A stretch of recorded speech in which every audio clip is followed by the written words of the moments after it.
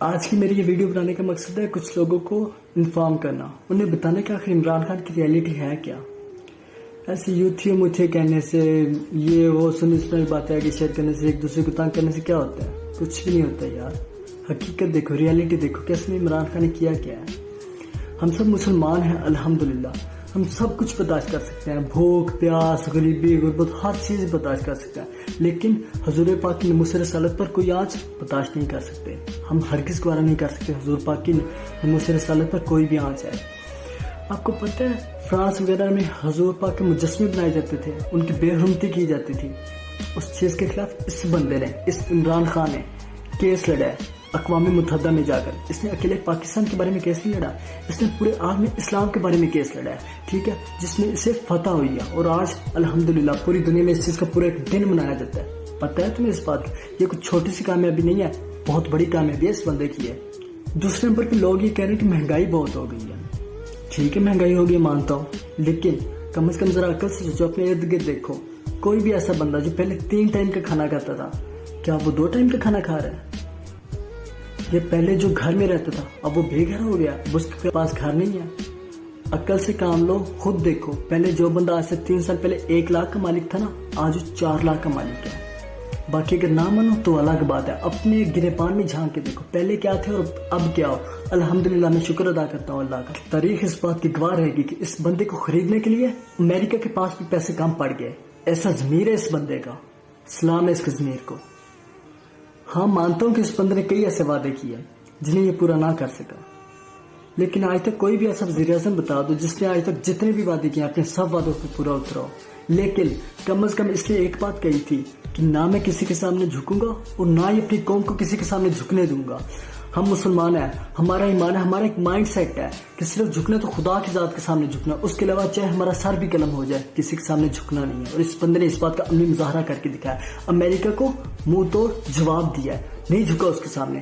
اس نے اس کے خلاف بہت سی سازشیں کی ہیں، اسے خریدنے کی بے توڑ کوششیں کی ہیں، لیکن اس نے اپنا ضمیر نہیں بیچا۔ مین دیٹ نہ یہ امریکہ کے سامنے جھکا ہے اور نہ ہی اپنی قوم کو جھکنے دیا۔ حال بتا اگر کوئی اپنی مرضی سے جھک رہا ہے تو اس کا مسئلہ ہے، اس کا نہیں۔ طلاب کا بیٹک پڑھنے سے، سنی سنائی باتیں آگے شیئر کرنے سے بہتر ہے کہ بندہ خود تھوڑا تحقیق کر لے، کنفرم کر لے کہ آخر یہ بندہ چاہتا کیا تھا۔ مکمل تاریخ میں آج تک تمام اسلامی ممالک اکٹھے نہیں ہوئے، لیکن اس بندے نے تمام اسلامی ممالک کو اکٹھے کیا، یہ سوچے بغیر، یہ فکر کیے بغیر کہ غیر مسلم مطلب امریکہ میرے خلاف ہو جائے گا، روس میرے خلاف ہو جائے گا۔ اس بندے نے اس چیز کی پرواہ نہیں کی۔ ہاں اگر کوئی بندہ آرمی سے تھوڑا سا ریلیٹڈ ہے تو اس سے ذرا پوچھیں کہ یہ جو 23 مارچ کی پریڈ ہوئی تھی اس میں کتنے اسلامی ممالک نے حصہ لیا تھا؟ یقیناً اس کو جواب ہوگا 5، ٹھیک ہے۔ اور آج سے پہلے، اس ایئر سے پہلے کبھی 5 ملکوں نے اکٹھے حصہ نہیں لیا، 5 اسلامی ملکوں نے، میکسیمم 1 یا 2 ملک حصہ لیتے تھے، اور یہ بھی اس کی کامیابی ہے۔ اس کے دور سے پہلے آئے دن ڈرون حملے ہوتے تھے، اسی بندے نے اس چیز کی مذمت نہیں کی، صرف اس بندے نے اس چیز کی مذمت کی، نہ صرف مذمت کیا بلکہ اس کے خلاف ایکشن لیا۔ وہ ڈرون امریکہ کی طرف سے آتے تھے، ان کا کہنا یہ تھا کہ پاکستان میں جو دہشت گرد چھپے بیٹھے ہیں، ہم اپنی خفیہ ایجنسیوں کی مدد سے انہیں ٹارگٹ کر رہے ہیں، اور ان کے ٹارگٹ کے نتیجے میں مرتے تھے غریب عوام۔ یہ سوچے کبھی؟ اس بندے نے انہیں کہا ہے کہ اگر پاکستان میں دہشت گرد ہیں بھی تو ہمارا مسئلہ ہے، تمہارا نہیں، تو پتر کم کر آپ کا چل۔ اور اب جو اسے نکالنے کے لیے سب جماعتیں اکٹھی ہو گئی ہیں، کبھی سوچا ہے کہ اس کے نکلنے کے بعد بھی یہ اکٹھی رہی ہیں؟ اس کے نکلنے کے بعد یہ کیوں الگ الگ ہو گئی ہیں؟ اس میں کیا راز ہے، کیا گہرائی ہے اس میں؟ انہیں اپنا فیوچر ختم ہوتا نظر آ رہا تھا، اگر یہ بندہ رہا تو ان کا کچھ نہیں بننا تھا، اس لیے انہوں نے کہا کہ سب اکٹھے ہو جائیں، سب منافق اکٹھے ہو کے اسے نکال دیا سائڈ پہ اور خود آ گئے۔ لیکن میں دعوے سے کہتا ہوں کہ اگر آج بھی الیکشن ہو جائے نا تو 2/3 سے یہ بندہ اوپر آئے گا انشاءاللہ۔ ایسا نہیں کہ مجھے عمران خان ذاتی طور پر کچھ دے رہا ہے، میں خود 3 سال سے جاب لیس بیٹھا ہوں، لیکن بینگ اے مسلمان ہونے کے ناطے اس بندے نے جو کام کیا ہے گریٹ۔ ہمارا مستقبل کیا ہے؟ پیٹرول ڈیزل 50 روپے 60 روپے ہو جائے اور آئے دن 150 200 بندے مرتے رہے؟ نہیں، یہ غلط بات ہے۔ علامہ اقبال پاکستان کے بہت بڑے شاعر گزرے ہیں جو کہ کسی تاریخ کے محتاج نہیں۔ ان کا کہنا ہے کہ اگر انہوں نے ایک لفظ بھی قرآن و حدیث اللہ اور اس کے رسول سے ہٹ کے کہا ہو ان کی شاعری کا तो क़यामत के दिन उन्हें हुज़ूर पाक के पाँव तक नसीब ना हो।